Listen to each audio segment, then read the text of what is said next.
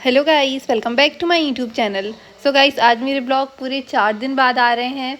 मैंने बताया था कि मुझे सर्दी खांसी चल रही थी और मैं डॉक्टर को भी दिखा के आई थी। उसके बाद फिर एक दिन मेरा ब्लॉग आया था और फिर 4 दिन से मैंने कोई पढ़ाई नहीं की थी और ना ही ब्लॉग अपलोड कर पा रही थी, क्योंकि पढ़ाई नहीं की थी तो ब्लॉग कैसे बनाऊँगी। अभी खांसी पहले से बेटर है और कफ भी थोड़ा ठीक हो गया है। तो अब मैं सोच रही हूँ कि अब फाइनली वापस से खांसी ना आए और जो खांसी ठीक हो गई है वो अब खांसी ठीक ही रहे, क्योंकि 2 महीने से मैं बहुत ज़्यादा परेशान हो चुकी हूँ इस खांसी के चक्कर में और पढ़ाई भी ज़्यादा अच्छे से नहीं हो पाई है। तो अभी मैंने जो एग्ज़ाम का फॉर्म फिल किया था नाबार्ड का, उसके लिए बहुत ही कम दिन बचे हुए हैं। वैसे तो मैं एसबीआई क्लर्क का जो टारगेट है उसको पूरा कर रही हूँ ब्लॉग में, लेकिन अभी जो पास एक एग्ज़ाम आ गया है तो थोड़े टाइम मैं उस पर फोकस करना चाहती हूँ। जो नाबार्ड बैंक का एग्ज़ाम है वो 21 को है, 21 फरवरी को है और आज 4 फरवरी हो गई है। तो अभी मुझे समझ में नहीं आ रहा है कि मैं क्या करूं, कहाँ से शुरुआत कर दूं। वैसे तो मैंने पढ़ के रखा है सिलेबस, मतलब सिलेबस सेम ही रहता है बैंक का, कोई ज़्यादा अलग नहीं होता है। जैसे कि एसबीआई आईबीपीएस का पढ़ते हैं हम, उतना ही होता है, उससे कुछ अलग नहीं होता। लेकिन बस प्रैक्टिस तो करनी पड़ेगी, इसके मॉक लगाने पड़ेंगे। और अभी 20 दिन भी नहीं बचे हैं पूरे, अब तो 15 दिन ही बचे हैं बस। तो मैं सोच रही हूँ कि इसमें मॉक लगाऊंगी, लेकिन कल मैंने जो पढ़ाई की थी वो थोड़ी कम ही की थी। मतलब अभी पढ़ाई करने बैठी हूँ और तबीयत से ठीक हुई हूँ। तो कल मैंने पीडीएफ ही सॉल्व की थी और बस 2 टेस्ट लगाए थे, वो भी सेक्शनल टेस्ट थे और वो भी नाबार्ड के ही थे। तो यहाँ पे जो मैंने गाइडली ओपन किया तो यहाँ पे तो आजकल बहुत अच्छे टेस्ट आते हैं, तो मुझे सबसे अच्छा टेस्ट के लिए गाइडली लग रहा है। पहले तो मैं इसको देखती भी नहीं थी, क्योंकि मुझे ऐसा लगता था कि गाइडली सबसे ज़्यादा टफ होता है, लेकिन ऐसा बिल्कुल भी नहीं है। तो फिर यहाँ पे मैंने देखा कि जो नाबार्ड का मैंने फॉर्म फिल किया था उसके डे 1, डे 2, डे 3 की पीडीएफ दी हुई है और इसको हम टेस्ट टाइप में भी सॉल्व कर सकते हैं। मतलब ऐसा नहीं है कि पीडीएफ डाउनलोड करके ही करना है, टेस्ट भी दे सकते हैं हम इसका। तो मैंने टेस्ट स्टार्ट किया। सबसे पहले तो मैंने रीजनिंग का दिया था, उससे मेरा स्कोर कोई बहुत ज़्यादा अच्छा नहीं आया, लेकिन ओके ओके आया था। और फिर मैथ्स का तो बहुत बुरा आया था स्कोर। बहुत दिन बाद पढ़ रही हूँ, पूरी प्रैक्टिस मेरी गायब हो गई है दिमाग से, मुझे याद भी नहीं। लेकिन कॉन्सेप्ट तो याद है, लेकिन प्रैक्टिस जो रहती है ना, कि हम प्रैक्टिस नहीं करते हैं तो फिर बहुत स्लो स्पीड हो जाती है। तो वो हो गया था मेरे साथ, लेकिन अब स्पीड बढ़ जाएगी। 15 दिन है अभी नाबार्ड के एग्ज़ाम में और बाकी के एग्ज़ाम में तो अभी बहुत टाइम है। जैसे एसबीआई के में बहुत टाइम है अभी, लेकिन सोच रही हूँ कि थोड़े दिन अभी ये जो नाबार्ड के मॉक होंगे, सेक्शनल टेस्ट होंगे, उन पे फोकस कर लेती हूँ। वैसे उसमें वैकेंसी बहुत कम है, 162 है आई थिंक, लेकिन हो सकता है कि भगवान की कृपा हो जाए, निकल जाए, बाकी देखते हैं फिर। और अभी तो मैंने इतने दिन से पढ़ाई नहीं की है, सच में 2 महीने हो गए हैं जब से ये ठंडी आई है, तब से मैं ये खांसी कफ में परेशान हो रही हूँ। तो सोच रही हूँ कि अब तो ठीक हो जाए। वैसे अब गर्मी आने वाली है, गर्मी का मौसम स्टार्ट होने वाला है, 10-15 दिन बाद तो थोड़ी गर्मी पड़ने ही लगेगी। इस बार मुझे जितना गर्मी का वेट है ना, उतना कभी नहीं हुआ है, क्योंकि मैं किसी भी ठंडी में इतना ज़्यादा परेशान नहीं हुई थी ठंडी की वजह से। और डॉक्टर ने मुझे बोला है कि मुझे ना शीत बहुत ज़्यादा इफ़ेक्ट कर गई है, तो मुझे ठंडी से एलर्जी हो गई है। तो मुझे ठंडी हवा से, ठंडे पानी से, सब चीज़ों से दूर रहने के लिए बोला है। तो आजकल मैं ठंडी में, मतलब शाम को बाहर भी नहीं निकलती हूँ, सुबह भी मैं लेट ही उठती हूँ 10 बजे, जब तक ठंडी ठंडी हवा ख़त्म हो जाती है सारी। तो बहुत ज़्यादा बच रही हूँ मैं ये ठंडी हवा से। बस वेट कर रही हूँ कि जल्दी से गर्मी के दिन आ जाए, थोड़ी गर्म हवा चलने लगे, बाहर मौसम थोड़ा गर्म हो जाए, तो मुझे इतना घर में पैक होने की ज़रूरत ना पड़े।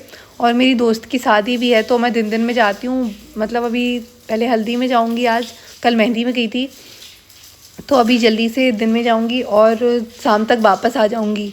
ऐसे नहीं करूँगी कि शाम तक रुकें फिर से वापस से खांसी चलने लगेगी। तो आज मैं हल्दी में जाऊँगी, तो मैं हो सके तो मिनी ब्लॉग बनाऊँगी, और अगर मिनी ब्लॉग नहीं बना पाई तो फिर मैं खुद की फ़ोटोज़ ज़रूर अपलोड करूँगी यहीं चैनल पर, तो आप सब देखना। और बाकी अब मेरी तबीयत थोड़ी ठीक है और अच्छा रहा कि मेरी फ्रेंड की शादी उससे पहले ही ठीक हो गई। बाकी अब एग्ज़ाम पे भी फोकस करना है, एग्ज़ाम भी बस आ ही गया है नाबार्ड का, 15 दिन बचे हैं, तो 15 दिन में पढ़ाई भी अच्छे से करनी है। और इतने दिन से पढ़ नहीं पाई हूँ ना, तो मैंने अभी बताया कि मेरी प्रैक्टिस पूरी कम हो गई है। मतलब समझ में ही नहीं आ रहा है स्पीड ही कहाँ चली गई है। कभी मेरी स्पीड इतनी भी थी कि मैंने आईबीपीएस के एग्ज़ाम में 7 से 8 मिनट में 12 से 13 सिंप्लीफिकेशन के क्वेश्चन कंप्लीट कर लिए थे। तो मुझे अब विश्वास नहीं होता कि वो मेरी स्पीड थी, कोई और आ गया था मेरे अंदर, पता नहीं। लेकिन अब वापस से उतनी स्पीड करनी पड़ेगी प्रैक्टिस कर करके। और फिर ये जो मेरा स्कोर आया था 23 आया था, और इससे मेरे गलत भी निकल गए थे क्वेश्चंस कुछ। तो फिर मैंने देखा ध्यान से कि मेरे क्या क्या गलत निकल गए थे, और अच्छे से एनालिसिस किया कि क्या क्या गलत निकल सकता है, मतलब क्या क्या गलत निकले हैं, और मुझे किस किस चीज़ पे फोकस करना चाहिए जिससे मेरा एग्ज़ाम थोड़ा अच्छा चला जाए। तो फिर मैंने पूरे क्वेश्चंस वापस से देखे, और फिर मुझे पता चला कि बहुत सी चीज़ें ऐसी हैं जिन पे मुझे अच्छे से काम करना है, और इतने सारे क्वेश्चंस मेरे गलत निकल गए। मुझे विश्वास नहीं हुआ कि मैंने ऐसी कौन सी गलती कर दी। मेरे पज़ल सही बने थे, उसके बाद भी मैंने उनके जो आंसर थे वो गलत टिक कर दिए। मैं सही से क्वेश्चन नहीं पढ़ती हूँ, मतलब ये पज़ल और सिटिंग अरेंजमेंट तो बना लेती हूँ सही से, कभी लेफ़्ट को राइट पढ़ लेती हूँ, राइट को लेफ़्ट पढ़ लेती हूँ। जैसे ये सिटिंग अरेंजमेंट ये मैंने बिल्कुल सही बनाया था, बाद में मैंने चेक किया था, लेकिन फिर भी मैंने इसका जो आंसर है वो गलत टिक किया। तो ये गलती मैं आजकल बहुत कर रही हूँ। उसके बाद फिर मैंने मैथ्स का टेस्ट लगाया, और इसका स्कोर तो सच में बहुत बुरा आया। मुझे देख के विश्वास नहीं हुआ कि ये सच में मेरा ही स्कोर था। लेकिन मैं आप लोगों को ज़रूर दिखाऊंगी कि पढ़ाई में मेरी हालत कितनी बुरी हो गई है, मैं कितना गंदा पढ़ रही हूँ अभी। मेरी पूरी प्रैक्टिस कहाँ चली गई, मैंने जितना भी पढ़ा था वो कहाँ चला गया, मुझे समझ में नहीं आ रहा है। और अभी मॉक लगाऊंगी तब उसमें और बुरा दिखने वाला है मेरा स्कोर। आज तो मैंने लगाया नहीं था, इसमें मेरा जो स्कोर आया था वो 21 ही आया था। थोड़ा अच्छा आ सकता था, लेकिन 21 ही आया था। दिक्कत ये है कि उसमें 40 में से आए थे 23, और इसमें 45 में से 21 आए हैं, मतलब हाफ़ भी लेके नहीं आ पाई हूँ मैं। रीजनिंग में तो मेरे हाफ़ आ गए थे, लेकिन इसमें तो वो भी नहीं आ पाए थे। तो मुझे बहुत ज़्यादा बुरा लग रहा था कि अब कितनी ज़्यादा मेहनत करनी पड़ेगी, कितनी ज़्यादा कोशिश करनी पड़ेगी मुझे, तब कहीं जाके मेरा स्कोर अच्छा होने वाला है। और मैं सोच रही हूँ कि कल से मैं मॉक लगाना भी स्टार्ट कर दूँगी, जिससे मुझे पता चले कि कितना बुरा रिज़ल्ट आ रहा है मेरा, या फिर थोड़ा ठीक है, और मुझे कितनी मेहनत करनी है।